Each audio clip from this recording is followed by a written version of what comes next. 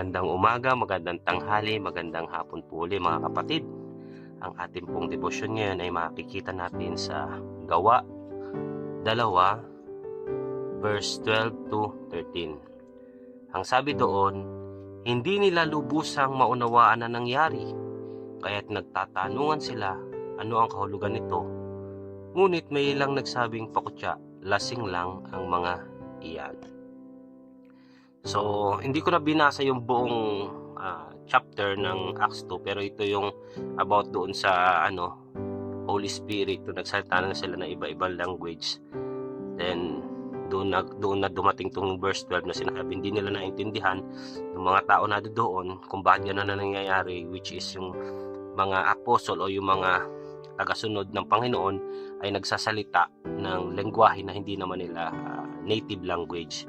So kaya nasabi dito na hindi nila lubusang naunawaan na yun, tapos may nangutya pa sa kanila, nagsabi mga lasing lang yung mga yan, pinagtawanan pa sila.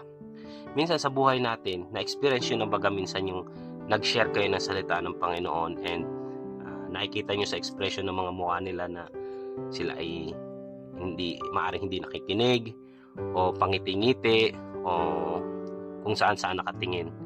Tapos minsan hindi mo makikitaan sila kung seryosong nakikinig.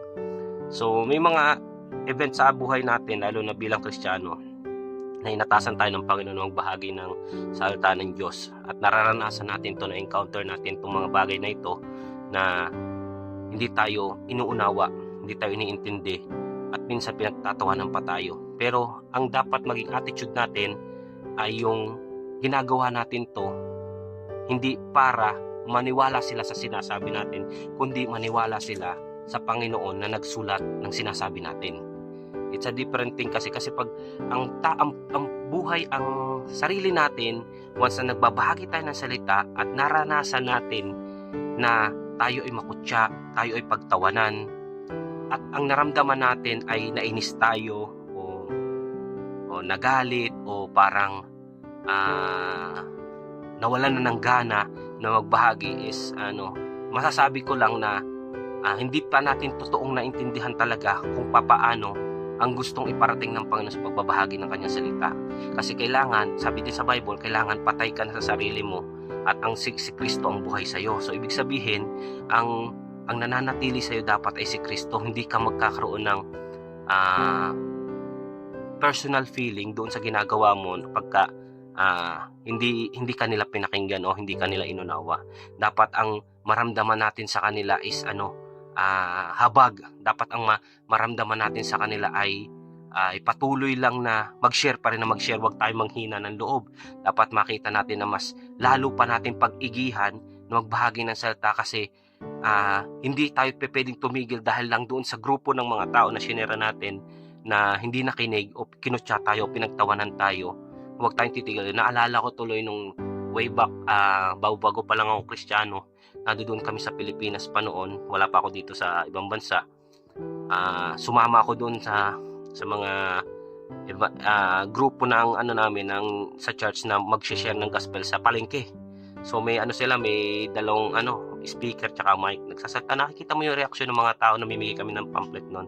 Yung reaksyon ng mga tao na pangiti-ngiti sila, nagtatawanan, ganyan. So pero ang sabi sa amin ng pastor namin, hayaan nyo lang, basta gawin lang natin yung pinagagawa sa atin ng Panginoon at ipag-pray natin yung mga nababahagi na natin. Bahala na ang Panginoong kumilos doon sa taong yun. Kasi minsan, the more na gusto natin silang i-win, the more na pala natin na ang nangyayari pala is yung emotional natin na ang nangunguna, at ang nangyayari is ang gusto na lang nating mangyari is maniwala sila sa atin, hindi doon sa ipinipreach natin sa kanila.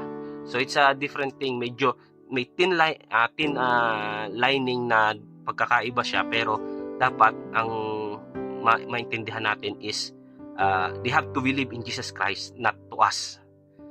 So yun lang po ang gusto ko iparating sa inyo. Maaring pagtawanan tayo ng mga tao sa paligid natin pag nagbabahagi tayo ng salita, or in-invite natin sa church tapos hindi sila niwala, then afterwards ayaw na nila sumama, pagtatawanan tayo, makalang katrabaho natin kaibigan. Pero wag kayong panghinaan ng loob bahagi yan ng pagiging Kristiyano at isang magandang patunay yan na kailangan pa nating maghayag ng salvation na gustong iparating ng Panginoon sa bawat isa. Ayun lang po, guys, kung iparating sa inyo, nawa may natutunan kayo. Shalom.